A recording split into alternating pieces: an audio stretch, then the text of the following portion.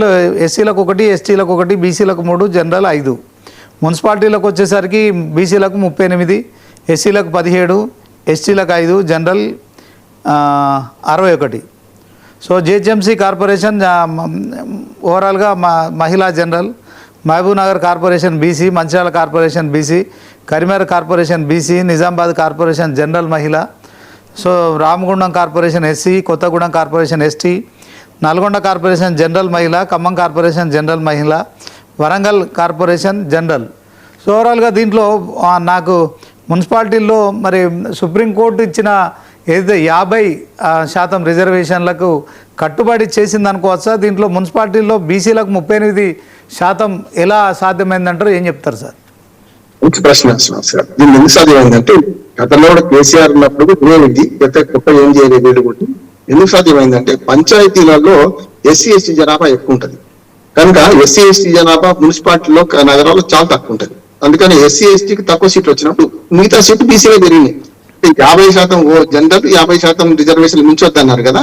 దాని వరకు ఏమైందంటే 2019లో అదే జరిగింది. 2019లో కేసీఆర్ తగ్గించారు రిజర్వేషన్లు అన్నారు కానీ పంచాయతీలో 22% తగ్గితే మున్సిపాలిటీలో ఇదే 34% తగ్గింది. గతంలో కూడా 35% అని లెక్క తప్పది, 34-35% ఉంటుంది. ఎందుకంటే ఈ రెండింటికి కలిపి ఏదైతే ఎస్సీ ఎస్టీ జనాభా ఉంటుందో 15% దాటలే ఏది మొత్తం మున్సిపాలిటీ కార్పొరేషన్లు కలిపితే.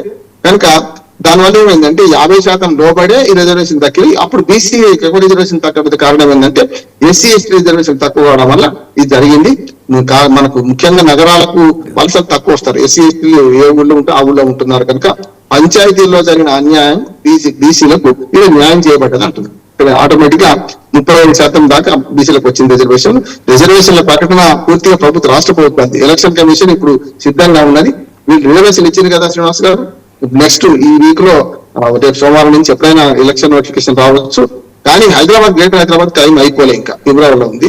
నా ఉద్దేశం ఏంటంటే అన్నిటితో పాటు ఏది మున్సిపాలిటీలు ఫస్ట్ ఎలక్షన్ నిర్వహిస్తారట, కార్పొరేషన్లు మున్సిపాలిటీ ఇంక్లూడింగ్ జిహెచ్ఎంసీ నిర్వహిస్తే ఇక వెళ్ళి లేదు. ఎంపీటీసీ ఎన్నికలు కూడా పెట్టాలి. కానీ ఎందుకు పెడతలేదంటే మొన్న పంచాయతీ ఎన్నికల్లో పార్టీ గుర్తు లేనప్పుడే 50-60% దాటలేదు మేము గెలవడం. బీఆర్ఎస్ 35% గెలుచుకున్నది. రేపు చుక్కెదరవుతేమో అక్కడ అని చెప్పే భయానికే చేస్తున్నారు. ఇక్కడైతే మున్సిపాలిటీలో ఒక అవకాశం ఏంటంటే బీసీలో కొంచెం న్యాయం జరిగింది కదా. మొదటిదాకా 22% కు దిగజారిన పంచాయతీ ఎన్నికల్లో బీసీలకు 22 వస్తే ఇక్కడ 35% దాకా వస్తున్నాయి కదా. ఇది ఒక న్యాయం జరిగింది అనే దాని మీద పెడుతున్నారు. కానీ ఎంపీటీసీ ఎలక్షన్ పాత రిజర్వేషన్ ప్రకారం పోతే ఏమైంది అంటే అదే 22% తగ్గుతాయి. అక్కడ గ్రామీణ జనాభా మారలేదు కదా, ఏం మారదు కదా. అందుకనే దానికి భయపడి ఈ రిజర్వేషన్ బీసీ రిజర్వేషన్లు మేము 22కు కుదించలేదు, ఇక్కడ 35-36% మీకు ఇవ్వగలుగుతున్నాం అనే సంతృప్తికరణ రాజకీయాల వల్ల ఫస్ట్ మున్సిపల్ ఎలక్షన్ పెడుతున్నారు. నా అంచనా ఏంటంటే వీటిలలో మంచి ఫలితాలు వస్తుంది. అధికార పార్టీకి ఎప్పుడు బాగానే ఉంటది, కానీ పట్టణ ప్రజల్లో బీజేపీకి కొంచెం ఆదరణ ఉంటది. మీరు చూడండి, గ్రామాలలో బీజేపీ పార్టీ 5-6% కంటే ఎక్కువ గెలుచుకోలేకపోయింది. ఇప్పుడు మున్సిపాలిటీలకు 3 ముక్కలు ఆట అవుతుంది అంటున్నాను. నేను రాజకీయంగా చూస్తే కాంగ్రెస్, బీఆర్ఎస్ ప్రధానమైన పోటీదారులు ఉంటారు. బీజేపీ కూడా 3వ పోటీదారుగా ఉంటది. కనుక బీజేపీ ఇద్దట్లో ఎవడు ఓడాలన్నా ఎవడు గెలవాలన్నా బీజేపీ ఓటు ఎంత చీర్తే దాన్ని బట్టి ఉంటుంది. రాజకీయంగా రేపే మాట్లాడుకుందాం. కానీ ఇదైతే మంచిదే, రిజర్వేషన్ వచ్చేసినాయి. అతి త్వరలో ఈ మున్సిపాలిటీ ఎన్నికలు జరుగుతాయి. గ్రేటర్ హైదరాబాద్ ఎన్నికలు కూడా ఇదే ఊపులో జరిపిస్తే అయిపోద్ది అంటున్నాను నేను. అప్పుడు ఏమైందంటే ఒక లాభం చెప్తున్నాను. ఇప్పుడు గ్రేటర్ హైదరాబాద్ లో ఓట్లున్న వాళ్ళకు మున్సిపాలిటీలో ఓట్లు ఉన్నాయి, కొందరికి డబుల్ ఓట్లు ఉన్నాయి. కనుక ఒకేసారి జరిగితే ఎక్కడో వదిలేస్తారు ఓటు కదా, 2 చోట్ల వేస్తాను వీల్లేదు. కనుక అది కూడా జరుగుతుంది. డబుల్ ఓటర్స్ కూడా ఎక్కడ పడితే అక్కడ ఓటేస్తుంది వీలు ఉండదు. కనుక అన్ని ఎన్నికలు మున్సిపాలిటీకి సంబంధించిన కార్పొరేషన్లు రిజర్వేషన్ ఎట్లా ఖరా అయిపోయింది కదా మన శ్రీనివాస్ గారు. ఫిబ్రవరి 10 అంటే ఎలక్షన్ కమిషన్ రూల్స్ ప్రకారం కూడా, చట్ట ప్రకారం కూడా 3 నెలల లోపు ఎప్పుడైనా జరపవచ్చు ఎన్నికలు. అంటే ఇప్పుడు జిహెచ్ఎంసీ కాల పరిమితి ఫిబ్రవరి 10కి అయిపోతుంది కదా. జనవరి కాదు, నవంబర్ నుంచే కాల పరిమితి మొదలైనట్టు ఎలక్షన్ జరపవచ్చు. కనుక ఇప్పుడు ఎట్లా రిజర్వేషన్ ఖరారైంది కదా, వీలైనంత హైదరాబాద్ ఎలక్షన్ కూడా జరిపియండి. ఈ 15 రోజులు అయిపోతే పదవి కాలం పూర్తిగా ఉంటారు వాళ్ళు. 10వ తారీఖు తర్వాతనే మేయర్ దిగిపోతారు. కనుక ఈ మొత్తం మొదలు మున్సిపాలిటీలకు తర్వాత వెంటనే కార్పొరేషన్లకు ఎన్నికలు పెట్టారు అనుకోండి, ఫిబ్రవరి 10 తారీఖు లోపల అన్ని ఎలక్షన్లు అయిపోతే ఒక ఎంపీటీసీ జెడ్పీటీసీ మిగిలిపోతే అవి కూడా చేస్తే 2.5 సంవత్సరాల దాకా ఏ ఎలక్షన్ ఉండదు మనకు తెలంగాణలో. అభివృద్ధి వైపు దూసుకుపోవచ్చు. అనవసరంగా ప్రతిసారి ఈ ఎలక్షన్ కోడ్ ఆఫ్ కండక్ట్ రావడం, మనకి ఏదైతే మోడల్ కోడ్ ఆఫ్ కండక్ట్ రావడం, అనవసరంగా అభివృద్ధి పనులు ఆగిపోకుండా ఉంటది. అన్ని ఎన్నికలు పూర్తి చేసుకోండి. ఇంకోటి కాంగ్రెస్ పార్టీకి నా సలహా ఏంటంటే వ్యతిరేకత పెరగకముందే ప్రభుత్వం మీద 2 ఏళ్లకు ఎట్లా ఉందో చూసినాం. పెరగక ముందు ఎలక్షన్ కంప్లీట్ చేసుకున్నాను అనుకోండి, అధికారం 3 చోట్ల మీదే ఉంటుంది అంటున్నాను, కింది నుంచి పైదాకా. అంటే త్రిపుల్ ఇంజన్ సర్కార్ మా గ్రామాలలో, మున్సిపాలిటీలలో, పట్టణాల్లో, కార్పొరేషన్లో, రాష్ట్ర ప్రభుత్వం 3 బియ్యం ఉంటాయి.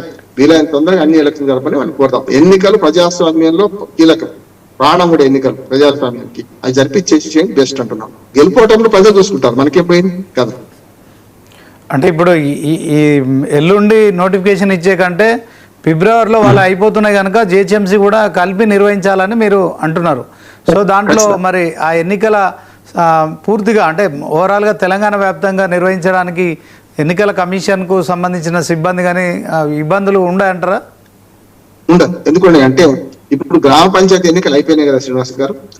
ఇంకోటి ఏంటంటే ఇప్పుడు ఈ మున్సిపల్ ఎన్నికలు ఈవీఎంల మీద జరుగుతాయి. ఇది బ్యాలెట్ కాదు కనుక బ్యాలెట్ కాదు కనుక ఆటోమేటిక్ గా జరుపుకోవచ్చు అంటున్నాను.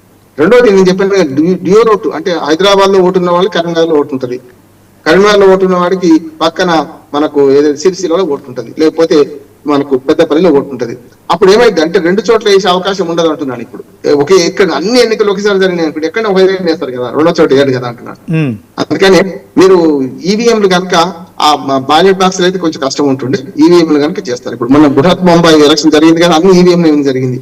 అంటే ఎందుకు మన కేరళలో కూడా బ్యాలెట్ పేపర్ చేశారు. కేరళలో ప్రభుత్వం ఎందుకని రామ్మోహన్ గారు ఇప్పుడు ప్రభుత్వం ఎందుకని జెడ్పీటీసీ ఎంపీటీసీ ఎన్నికలు నిర్వహించకుండా పంచాయతీ ఎన్నికల్లో మొదటి విడత మరి సర్పంచ్ ఎన్నికలు జరిగినాయి, అదే క్రమంలో అంటే స్థానిక సంస్థల ఎన్నికల్లో మరి జెడ్పీటీసీ ఎంపీటీసీ ఎన్నికలు నిర్వహించకుండా మున్సిపల్ ఎన్నికలు నిర్వహించడంలో ఆంతర్యం ఏంటంటారు?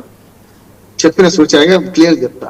అది రాజకీయం ఏంటంటే బీసీల రిజర్వేషన్ అదే 22% కుదించాల్సి వస్తుంది అక్కడ. ఎందుకంటే ఎస్సీ ఎస్టీ జనాభా 28% ఉన్న ఇద్దరికి, 18% ఎస్సీలకు, 10% ఎస్టీలకు ఉన్నది కనుక అది తీసే రాదు కదా.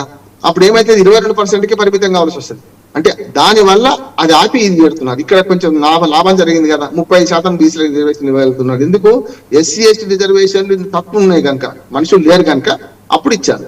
కనుక అక్కడికి వచ్చే వరకు లేదంటే రాజకీయంగా బీసీల రిజర్వేషన్ పెంచుతాను, 42% పెంచుతాను మనకు కామన్ డిక్లరేషన్ చెప్పింది కదా.